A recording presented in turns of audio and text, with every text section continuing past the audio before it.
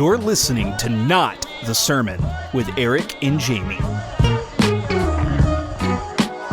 This is the first time I've showed up and been like, I genuinely have no idea what I'm going to talk about. Listener, you need to understand that we usually... Wait, people are listening? Yeah, all over the world.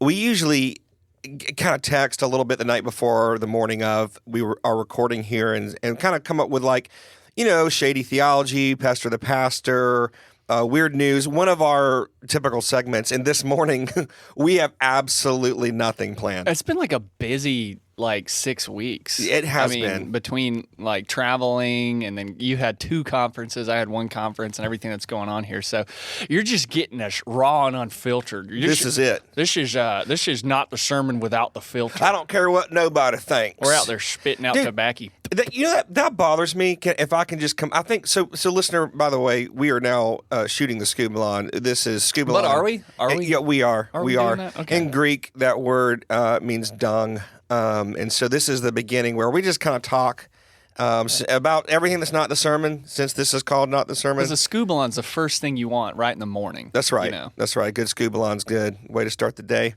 Okay, so something that bothers me, for real. Okay, bother me. Is when people say things like, I don't care what anyone thinks.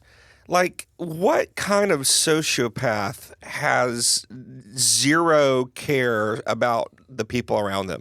Yeah. Like I know what they mean by that, but whenever someone says, I don't care what anyone thinks, I'm like, well, but you're wearing pants. Yeah. I mean, so you obviously care to some degree, or you just wouldn't wear pants maybe one day.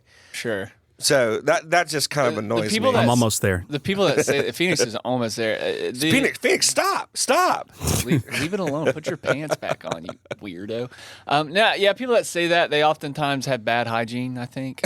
I think you can smell them coming from a mile away.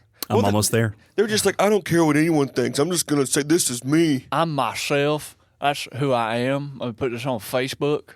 And I think that there's a time where you shouldn't change who you are for other people, but you've got to care at least somewhat what some people think. Otherwise, that's like mental illness. It's giving me real Dollar General employee vibes. I mean, that's basically the definition of a sociopath. Yeah, exactly. Is it? Exactly. Yeah. I'm just going to question everything this morning. Okay. Is it? Are you? I don't know. Are you going to question everything this morning? But yeah, dude, it's been fun. So I was thinking, let's do since we're just pandering for stuff, let's do a State of the Pod. State of the Pod? State of the Podcast. That's right. Yeah, State of the Union happened. State of the Pod. So it did it? It did. When? Earlier, last week or beginning of this week. Oh, I remember, because he's like, where we at again? That was really good. I enjoyed it. So State of the Pod. I feel like things are going really well. Yeah. Maybe not this episode in particular, but no, this one's pretty bad. there's going to be something good that rises from the ashes. From the ashes. I think we're doing pretty good. We've come a long way as far as listenership and engagement and stuff like that. Yeah, I think we've settled into a rhythm, a pattern. Yeah. I think we've got some regular listeners that tune in every Monday morning. Shout out to our Monday morning crew. Yeah, Monday morning crew. They send me a text. I've got people that send me texts at 6:32 in the morning. They're like, "Hey man, great podcast." Yeah, I'm like, yeah. Bruh, what are you doing? Bro, I forgot it was releasing today. Yeah. Well, not even that. Why is it early, dude? Well, they get up early. It's their commute. Whatever. It's their commute. So they're trying to flex on me because I'm a pastor and I don't have to get up until 8. Let's talk about that for a second. Let's talk about that, dude. I used to. Before I was in ministry, I was basically a vendor. I was a milkman, and so milkman. Yeah, I was up at 2:30 in the morning every morning and doing all this. And so when I got into ministry, and I didn't really, most of the stuff that we do happens in the afternoon and evenings. Yeah. Dude, every day feels like a vacation in that regard. I'm now I don't I'm not a scumbag. I don't sleep in until 9:30 every day. Right. But if I accidentally do, it doesn't really matter. The world doesn't end. That's funny. What I'm saying? Yeah, no, I have to make myself get up by a certain time, even if I don't. Of course, my schedule is just jam packed because I don't have free time. You know what I mean? I schedule all my time that I have. I know some pastors who do, though. They just don't. They're like, well, there's nothing going on this week. I'm like, why? Yeah. Why don't you make something go on this week? Dude, the worst, let's talk pet peeves. So this has happened to me. Both of my pet peeves, like pastoring pet peeves, happened to me this week. Oh, really? One is appointment not showing up. Like that's the one. Like, and you know how it is. Like you clear out an hour, sometimes an hour and 15. Tell people no. You end other stuff early. You end other stuff early. You get stuff together. You cancel. Just because you want to give them your undivided attention. And then like I'm sitting there, I had an appointment, and a minute after the appointment was supposed to have started, I figured everybody's a little bit late. No I big get deal. a text like, "Hey, not gonna make it." That's it. And then I'm like, "Oh well, I hope everything's okay. Like, let me know if there's gonna be if you need to reschedule." Nothing. Crickets, dude. Crickets. Where's my cricket button at? Nothing. Well done. Yeah. Well done. Still going. Okay, there we go. Yeah. No, that's definitely annoying when people just don't show. And I feel like because we're pastors, they're like, well, they've got to forgive me. I mean, like, what are they going to do? Take advantage of their kindness. The other thing that also happened to me this week, which I don't mind as much, but like you're having to constantly work with people's schedules, and like your 9 to 5 is here at the church, and so that's like your work day is here at the church, right? Yeah. But their work day is not here at the church. Yeah. And so when you do have to do this stuff, either they have to take off or Right. you have to stay late. Right.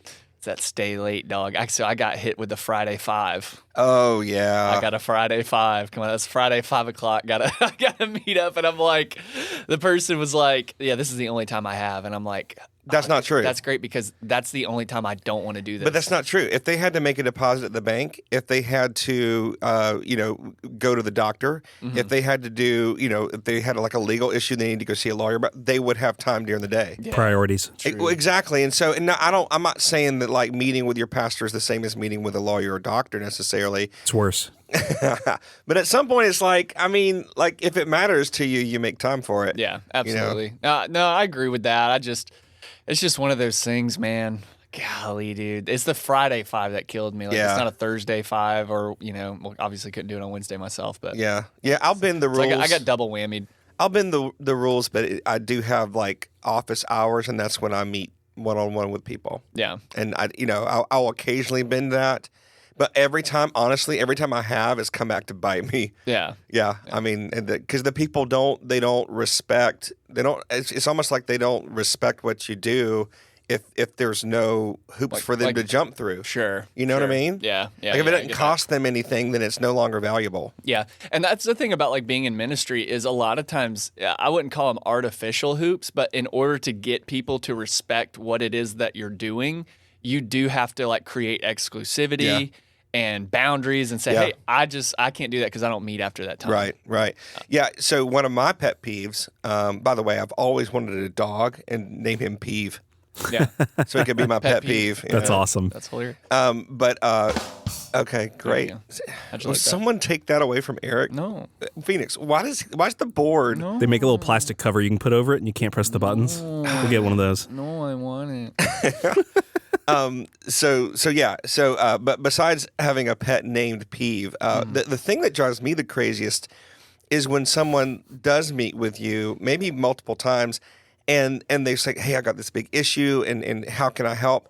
And then you spend a lot of time in prayer, you spend a lot of time sharing scripture, and then they just don't do anything that you said. Like it's like, I've got to talk to you. Like, so you move heaven and earth to meet with them, and then like you give them the advice they're asking for, and then they just simply don't do it. They're like, nah, I'm not going to do that. That reminds me of I had a pet pig named Beauregard.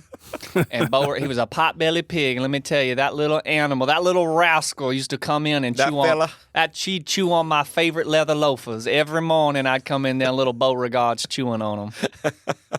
That'll preach right there, let me tell you. That'll preach. So what I've started to do with people, if I feel punch him in the mouth. Yeah, in the throat. Right in the throat. And that not only can they not talk, but they can't breathe, which is just that's good. Right in the hyoid. No, what I've started doing is if I'm concerned someone's just like they just want like the attention, but they don't necessarily have any intention of like, changing anything, I'll give them an assignment. I'll give them like homework of some sort. And I'm like, now don't make I do this with marriage counseling usually.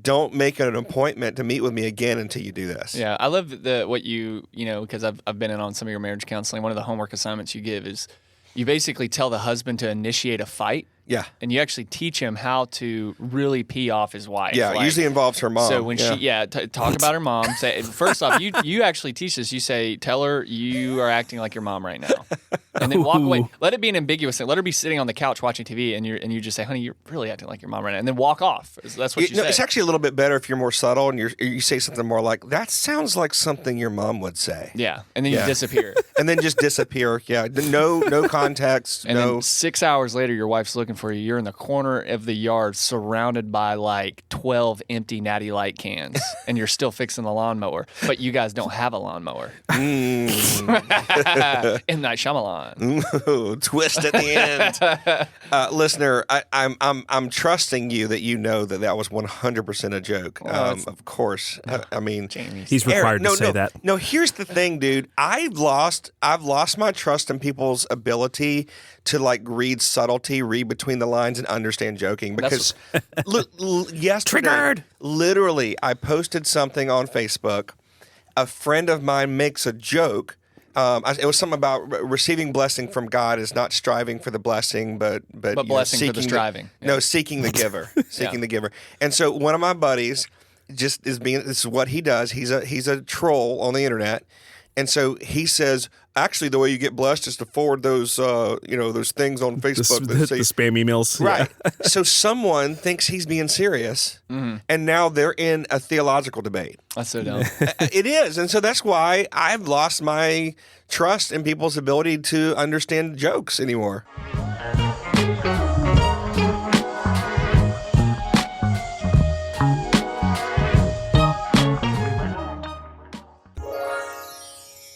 The Art and Craft of Biblical Preaching by Pastor Eric Robertson. Okay, so just we paused for a second, listener, and then we thought, I just said, I'm going to ask you about preparing a sermon. So that's all the prep that's gone into this next segment. Yeah, okay. We hope you enjoy. That's all we got. So Eric is preaching. This is our pre-burnout, need to go on sabbatical. This is podcast. the beginning of the end. I feel like this is it. This is the jumping the shark. So my process for preaching a sermon. So first, let me ask you a good question though. Are you ready? Yeah. Eric? Yes. What are you getting ready to do? I see you're reaching for the board. What are you doing? Were you going to mute me like I was saying a bad word? No, I'm not going to. Yes, you were. There's more effects on here than just that one. Continue. So Eric, yes, when you're getting ready, which button am I going to push? I see your hand moving towards the board. One's the sensor. Don't do it, man. One is the robot voice. Come on, man. Self-control is the fruit of the spirit. All right, hit me. So punches him in the face. So when you're getting ready for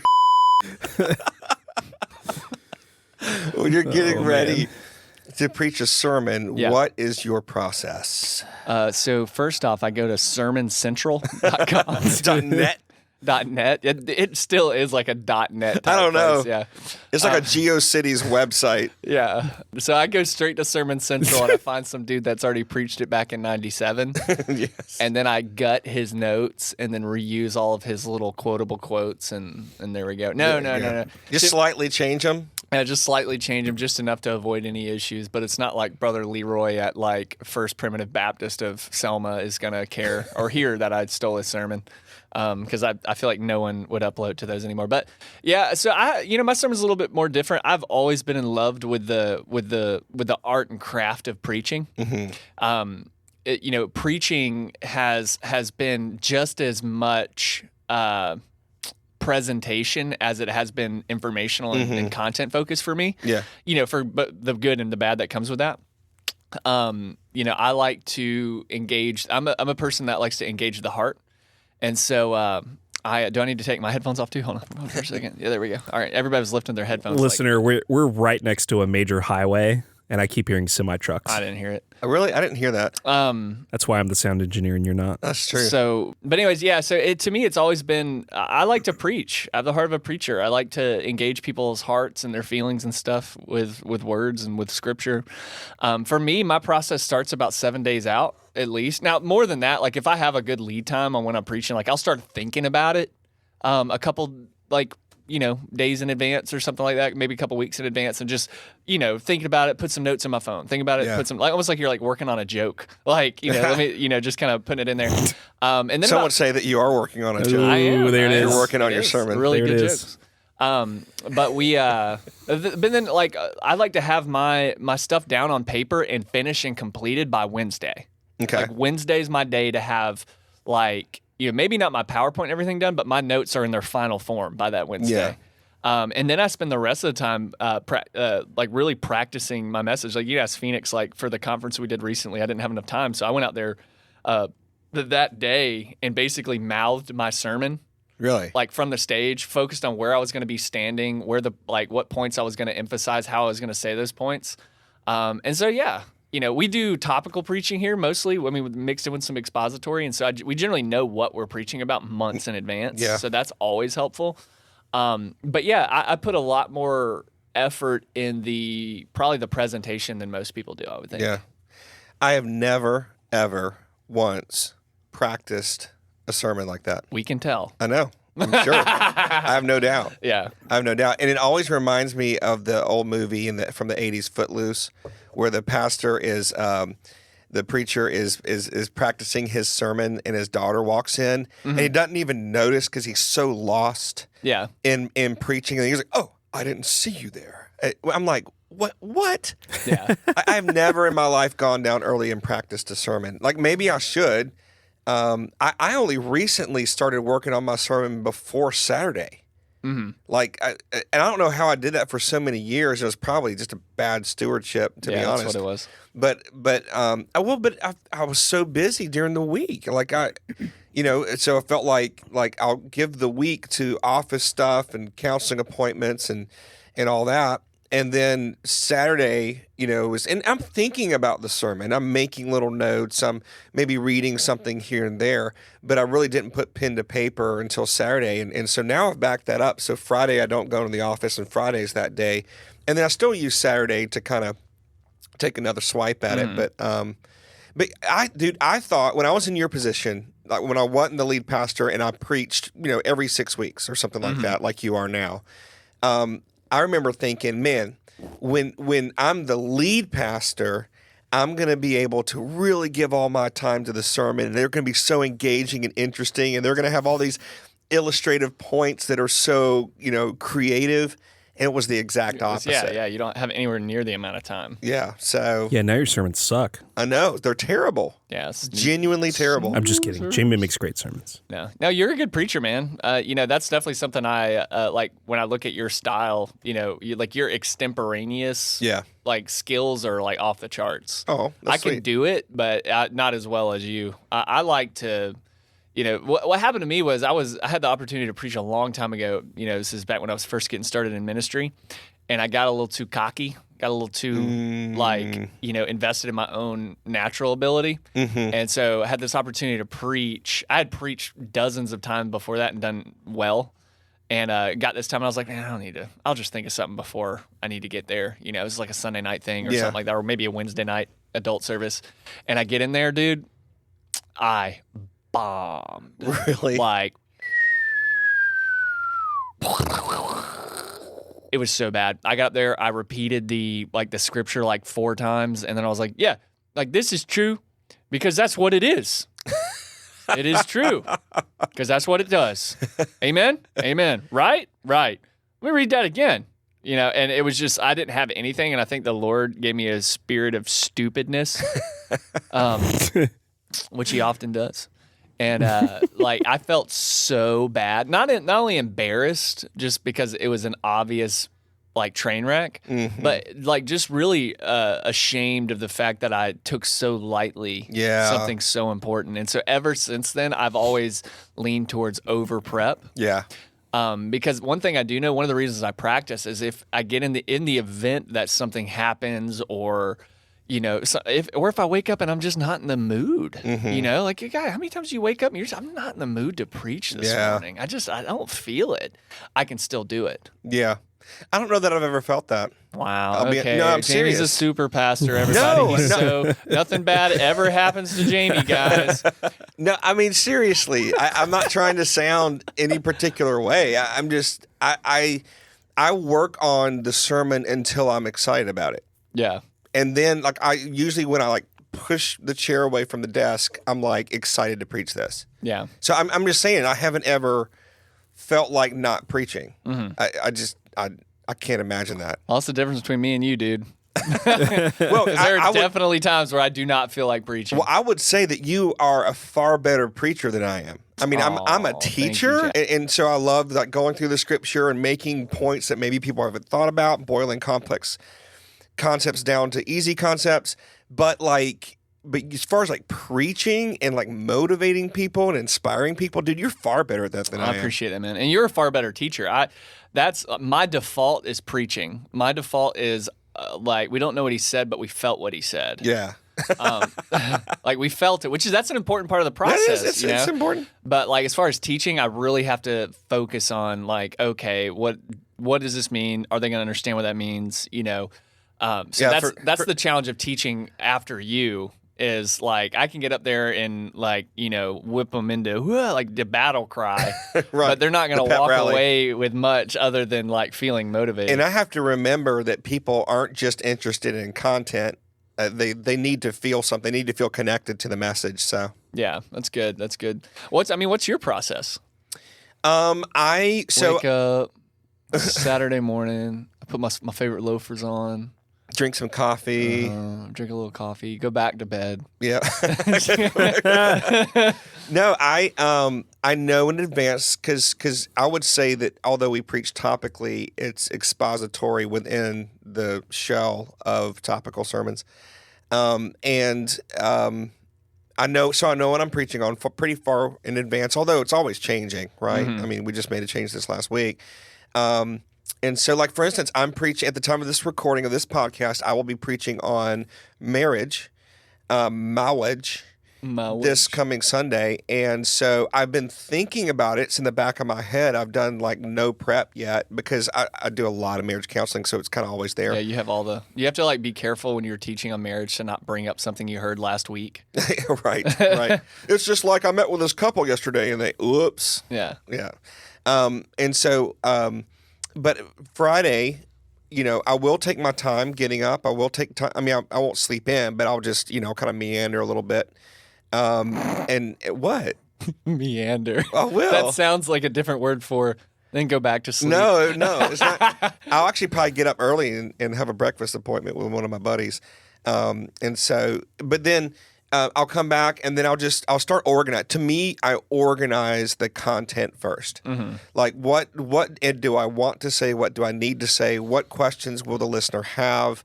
What does the Lord want me to address? Mm-hmm. And so that's my first. I'll organize everything. Yeah. Right. Then I go back in and I begin to put in scripture references. I begin to kind of fill out the meat of the sermon now that the it's organized well.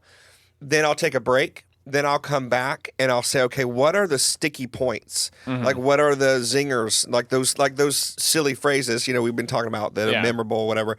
What are those things that I can add to this? Then I walk away. Then I come back, and what are some personal stories I can add? Mm. So I take, and this is probably because of ADHD, but I can't do a whole lot at one time. In one sitting. I can go for like 15, 20 minutes max, and then I need a break, right? I'll have like a burst of energy and focus, but then like I have to take a break. Well, dude, there's nothing like coming back to it after a day. Like that's been a game changer for me, which is why I start my process so early. Yeah.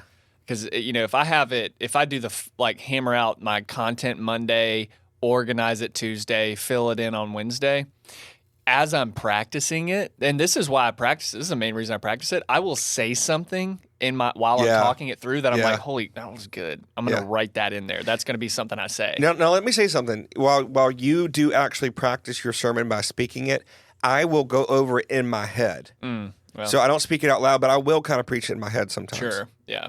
That's like kind of what I had to do with the other day when everybody was like in the sanctuary, which maybe probably looks stupider than actually just practicing it because I was walking around like I was on mute. So I had lo-fi music playing in the background, and it looked like he was like rapping on stage. He was freestyling. I'm an emotional speaker. He's flailing his hands around. Yeah, I'll just be preaching, and I'm like, oh, Daddy never loved me. You're like counseling yourself with the audience, with the congregation. That's awesome.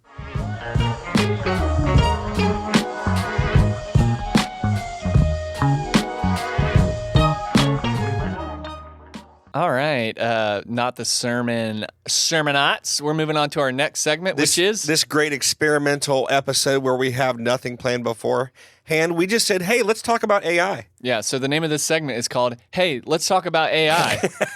It's true.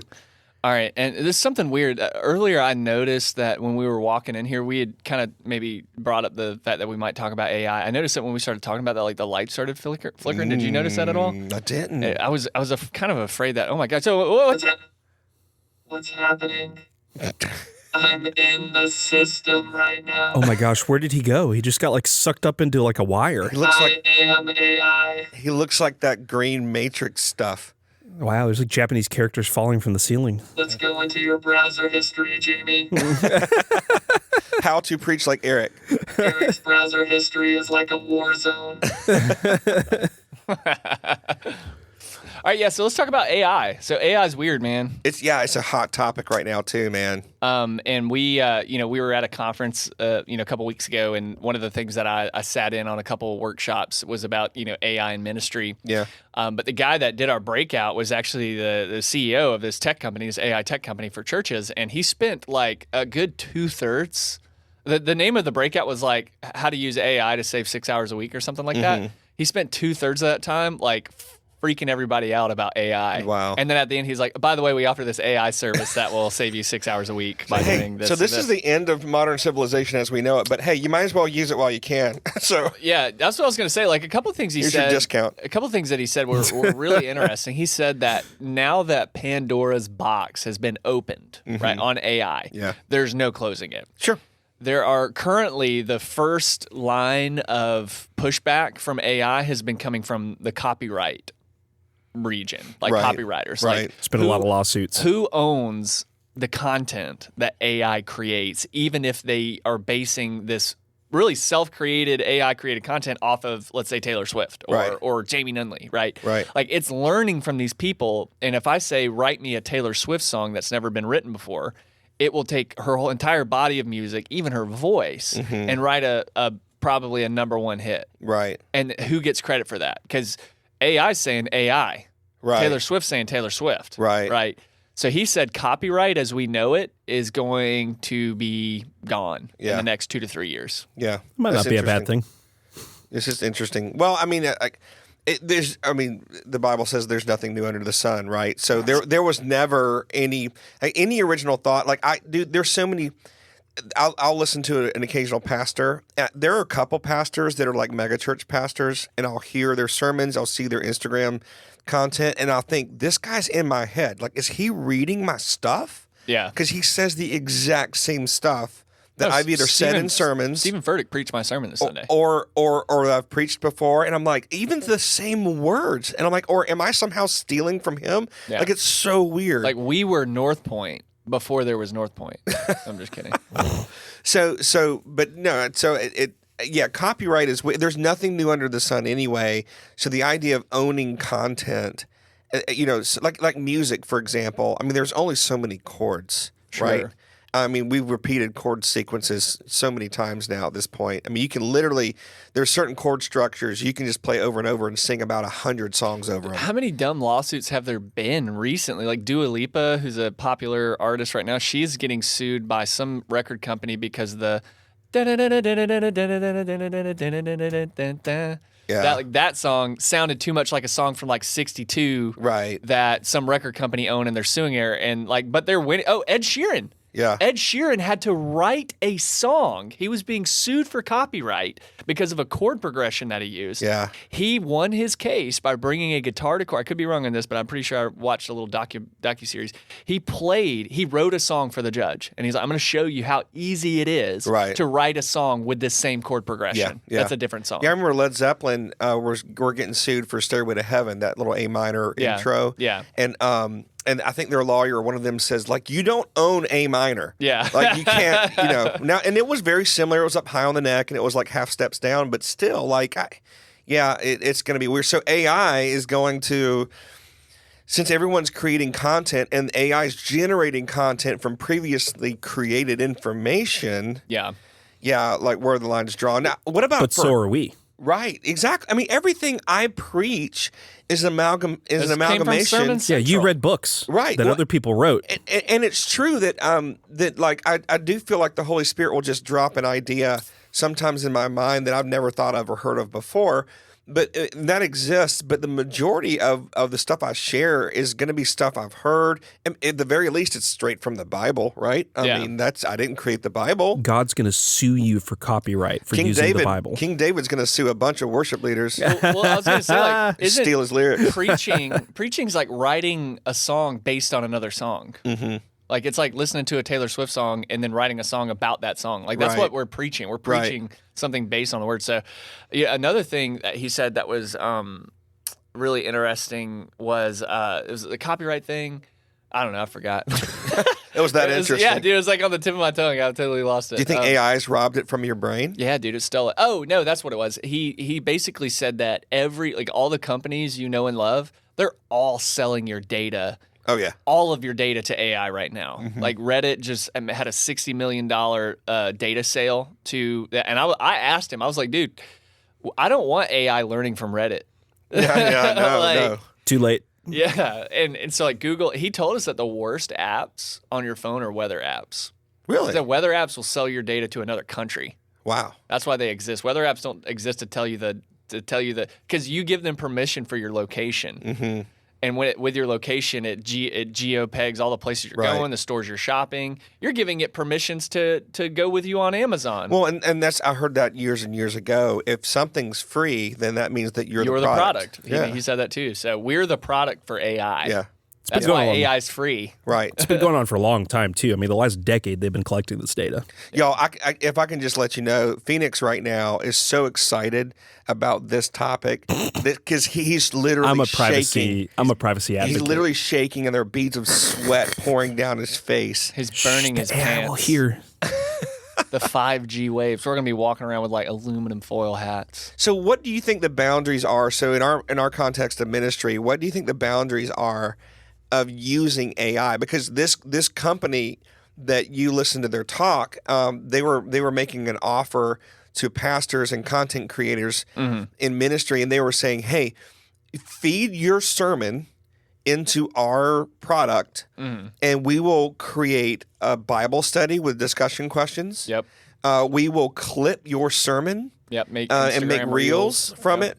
it, and so like, is that legit? Like, is that just time saving, or is that cheating, or like what do you think? I think that's what we're gonna figure out. I don't think we figured that out yet. Yeah. I think that's all the questions, because the questions that were brought up in this little focus group we were all pastors, and they said, "Well, won't that make us lazy? You know, won't that make it where we're not relying on?" Isn't that God what all anymore?" technology does? Well, pretty much, yeah. Well, he was telling us about the CEO of OpenAI. I forget the guy's name, but Yeah. he's a known transhumanist. Which a transhumanist, I don't know what that is. a philosophy. I where- acted like I did, but I nodded, but Yeah. I don't know what that is. Well, transhumanists believe it's a philosophy, almost, it's not a religion, but it's a type of philosophy where they believe that there's going to be a merger of biology and technology. Eventually, and that Like ultimately, Neuralink. ultimately, technology is going to bring humanity beyond their biological capacities. Well, I mean, that's already existed, right? I mean, pacemakers. So, but they're like, they keep going. Like, there's no cap, on Right, it, right? right. Like They're talking about like androids, Yeah. like Yeah. like ultimately, Ghost in the Machine stuff. yeah, like that kind of stuff. And so that they're, he's a transhumanist, and so that's kind of his focus, which, but on your question, like, where's the line? Like, I think you really have to ask yourself, where's that line? Yeah. Like, if you're a pastor that's like, hey, write me a 5-point sermon on XYZ, like, you're a chump. Like, Right. that's probably yeah. a line. No, you that cross. is definitely not. That's definitely past the But line. if you're taking my content and helping me make reels, which I hate doing anyways and Right. I'm not good at, Right. like, and that saves me 3 hours, I'm all in. Maybe we can record this podcast on video and actually have our own reels for Not the Sermon. Dude, seriously, if there were an AI tool that would listen and respond to my wife when she's telling me about her dreams, I would buy it, whatever the price. Yes, honey, that sounds incredible. Tell me more. Wow, hold on. What do you think that means? Dude, has Sierra ever gotten mad at you about something you did in a dream of hers? Yeah. Yeah. Actually, yeah. Yeah, now apparently I cheated on her one time in her channel. Like, I don't know what you're thinking about before you go into bed. Why are you dreaming about me cheating on you? Pretty upset. Yeah. Wow, baby, that sounds like it's your issue, not mine. Yeah. My question was like, what was she, like a 9, a 10? Like, what are we talking here? Yeah. But so yeah, I mean, it's going to be interesting. I'm with you. Like, I think using AI to create content is going past a line that pastors and ministers shouldn't do. Mm-hmm. But I think using AI to organize or to flesh out that content, I think there's a gray area there. Yeah. Right. Here's what I know too.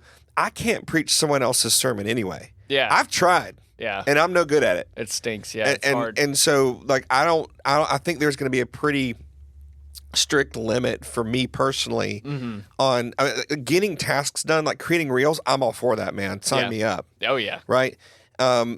Even writing discussion questions, I would want to see them maybe change them, adjust them. Well, you're the final filter on this stuff, Right. too. That's what he was saying. He used that term. Like, you're the final filter on all this stuff. Like, he was like, don't just ask for study questions and then rip them out and email them out. Like, adjust them. This system actually learns from you, though. Yeah. Like, you could upload. It's my understanding that you could upload your past, Bible studies or whatever into it and ask it to create one based on your formatting. Yeah. Yeah. So, which is, I mean, I do that already. Like when I have to write the small group discussions for a sermon, I go to one of your old ones and I'm like, okay, you did 7 sentences here, 2 sentences here, 3, 1, and I'll do like 7, 2, 3. Really? Like, yeah, I just try to because you write them about the same every time. Yeah. Like very little variation. Yeah. And so I follow a sentence structure guide. You know. Eric really is AI. You are. am Yeah. I mean, you AI. are AIing me. I am AI. AIing me. That's awesome, dude. I should have started off with that one. The other one was kind of puny. Yeah. No, I like that one a lot. What other voices do you have on there, man? Small robot, Okay. large robot. Megaphone. Okay. Paging Jamie to the front. Paging Jamie to the front. Monster. Oh, okay. There's something pitiful like when you hear a monster cry. Daddy never loved me. That's what I hear when I'm driving. We've got Digital voice. It's witness protection. I don't know what this is. And then pitch up, baby. Oh yeah, I like Let's that one. go. Oh, it's so cute. It's like a little chipmunk. I know I'm cute. Oh, see, that's how they get you. Call me Stacy. Oh my gosh. Your laugh. Your laugh.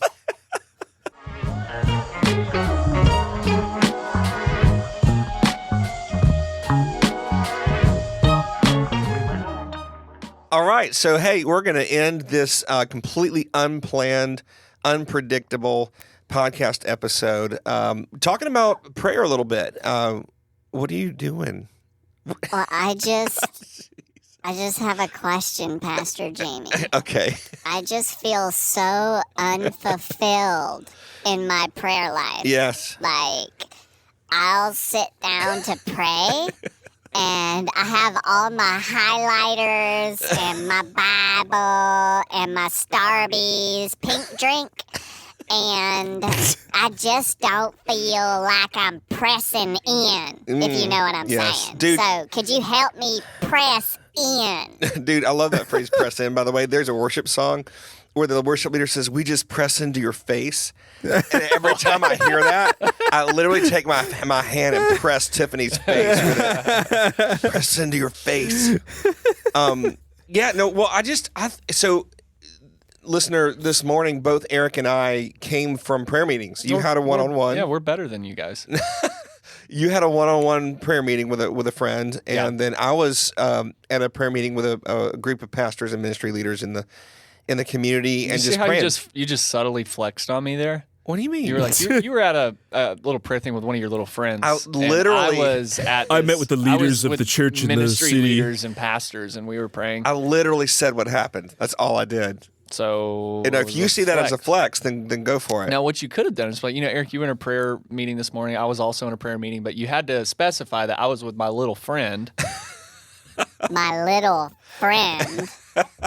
and you were over here like, with your big ministry leaders. That does not sound like ministry voice. Maybe deliverance session.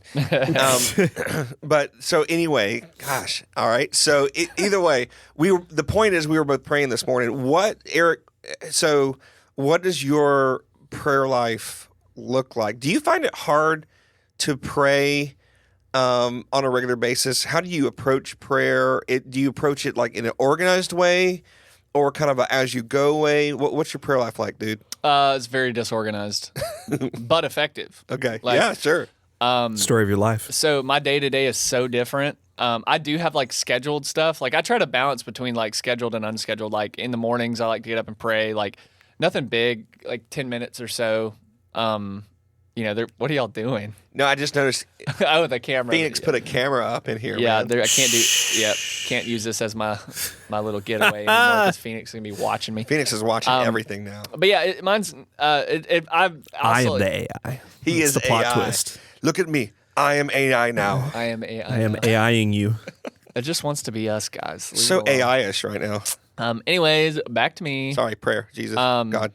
So yeah, mine's pretty disorganized, or not disorganized. I would say I oscillate between like structured and unstructured. Like I have structured times. Yeah. Like me and my friend, we meet every Wednesday morning. Yeah. And we pray. Like this is what Oh, we do. flex then every week because I Yeah. don't meet every week. Yeah, with my so guys. I meet every week. Okay. Jamie just does it occasionally, and then he makes sure he does it before we podcast. So I can tell everyone. And then and then I have my own personal private time where I like once I don't even say once a day, a couple times a day. Yeah. I like to sit down and acknowledge what God's doing in my life right then. Yeah, that's good. When that's like, okay, I've got some time. It's after lunch. Lord, thank you for this day. Thank you for what's gone on so far. Hey, Thank you for the tacos. Yeah, Lord, let this taco be gentle. Lord, you can move through me, but don't let the taco move through me. Yeah, at least not quickly. So yeah, acknowledging the presence of God in my day to day, and then, or if I need help, I'm like, Lord, help me. If I'm about to get on a difficult phone call with someone or a difficult meeting, I'll go to God in prayer. But that's really for them. So I'm not like a stickler. I think it's important to have both. I think you need to have structured prayer time. Yeah. But that doesn't need to be your only prayer time. Yeah. But it's also not like, well, if you're not praying this many minutes a day, you're gonna, God's gonna get you. Yeah. I don't think that either, because some days I don't, and I don't feel condemnation about it either. Right. Well, I think it's how you define prayer, right? I mean, like if prayer is simply talking to God, which is how I tend to define prayer, then it's something that can be done. Again, I usually make everything kind of go back to my relationship with my wife, like a marriage. There are structured times, like a date night, where Tiffany and I spend quality time together. Mm-hmm. There's also all throughout the day, I shoot her a text, she shoots me a text. Yeah. Right? Like, do you only spend time with your wife structured? Right, exactly. No. Only structured, and that would be weird, but also never structured, and that would be weird as well. Yeah. So I go to bed talking to God. I wake up talking to God. And I've kind of over the years, it just happens naturally. Mm-hmm. And then I'll have, like you said, times during the day, just times of thankfulness, times of oh crap, help me, know, when I'm about to do something that I'm not comfortable with or sure about. Mm-hmm. But yeah, structured times, usually more in the morning for me, because at night I'm just like everywhere. Right? Yeah. I'm tired. But yeah, I thought it'd be interesting to talk about, since we had both spent time in prayer, and I just wanted to encourage the listeners. Hey guys, talk to God. Like, that's all it is. You don't have to light a candle. You don't have to pray through a prayer list. You don't have to speak Old English. I feel like some people are like, they feel like they have to, oh, dearest God, creator of the heavens and the earth and maker of my heart, I come to you again. Mm-hmm. And people, they don't feel confident when they're talking to God. It's like, hey, God, this is Jamie. You may remember me from such prayers as Thanksgiving. And oh no, I might lose my job. You just talk to him all the time throughout the day. Have structure. But and here's the thing. I think if you don't pray very much, listener, someone else will. If you don't pray very much, I think, and this is not to condemn anyone, but it's a window into what you think about God. Like your prayer life is a direct reflection of whether or not you think God hears you. Like if I was broken down on the side of the road and I needed help, and all of a sudden I see Eric's truck coming, I'm going to be in the middle of the road waving him down. Why? Because I know he'll stop. Yeah. Right? Yeah, or not. No, you would. You would. I know you. You're being funny, but you would stop. I'd give you the old bird. Keep rolling. Like, peace out. Sucks to suck. And then, but then I see some random truck, someone I don't know and recognize. I'm not going to be as demonstrative waving them down. I'll accept their help, but I won't wave them down because Did you say demonstrative? Ooh, emphasis on monster.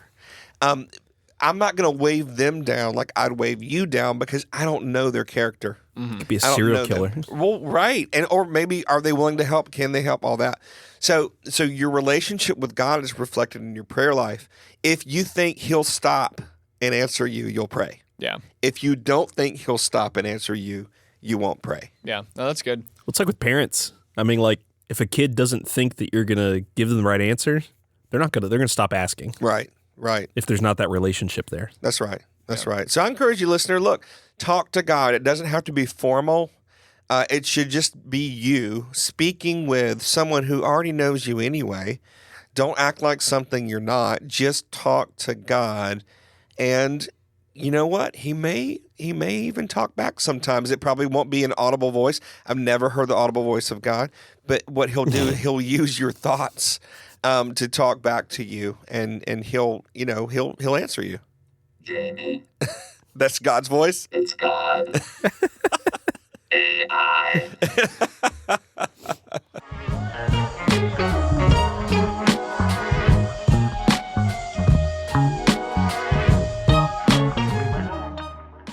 Well, thanks guys for listening to this episode. We hope its disorganization really helped you realize that we have no idea what we're doing. And is this episode 20? 21? I don't know. 20, no, we just released episode 20, so this will be 21. 21. Okay. This podcast is old enough to drink. After listening to it, you may need to. Well, guys, thanks so much for listening. Thanks for being engaged. Thanks for being a part of the Sermonaut family, and thanks for listening to Not the Sermon.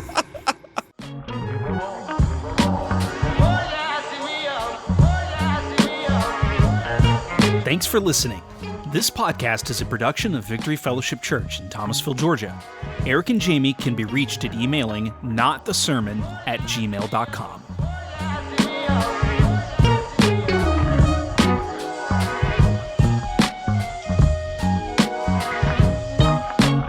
Father to the fatherless, defender of the little kids, gracious and compassionate,